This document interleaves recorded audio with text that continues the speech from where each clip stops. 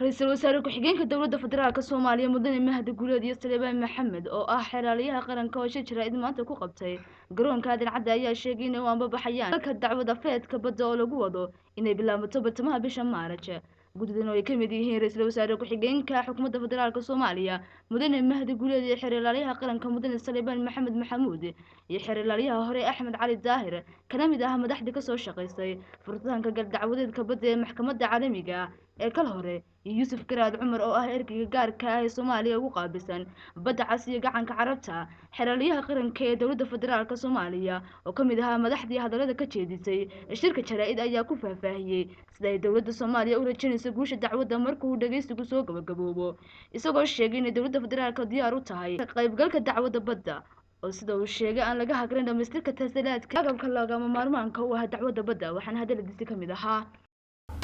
xeerka wuxuu tilmaamayo waxay ku dhisan tahay qareenadana doodeeda waxay ku dhisan tahay in Soomaaliya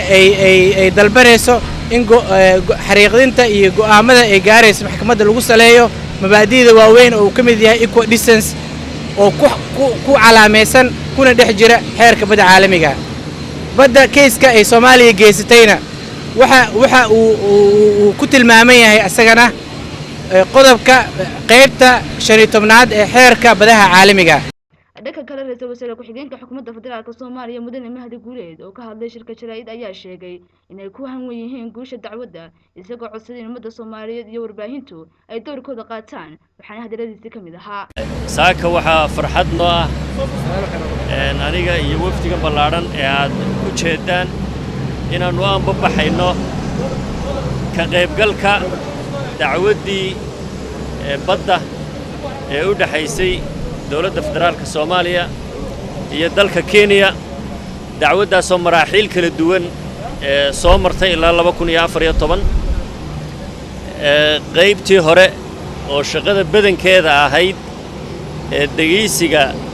dacwadda ku salaysan qoraalka iyo caddaymaha waxaan idinka codsanayaa idinna soo jeedinayaa maadaama halgan umadeed iyo halgan shacab ay tahay dacwad taariikhiya ay tahay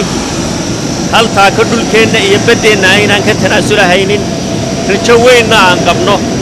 in doorka saxaafaddii haddaad tihiin muwaadinnimo iyo soomaalinimo idinkaga aadan aad ka qaadataan maxkamadda caalamiga ah ayaa sheegtay in ay tahay fursad ugu dambeysay ee dhageysiga dacwada feedka badda ee Soomaaliya iyo Kenya kuna beega bartamaha bisha Maarch sanadda 2021 waxaana ay diiday inay mar kale dib u dhigto dhageysiga maxkamadda marka saddexaad ee Kenya codsatay in dib loo dhigo dacwadda codsigaas oo ay maxkamadda caalamiga ah ay gaashaanka u doortay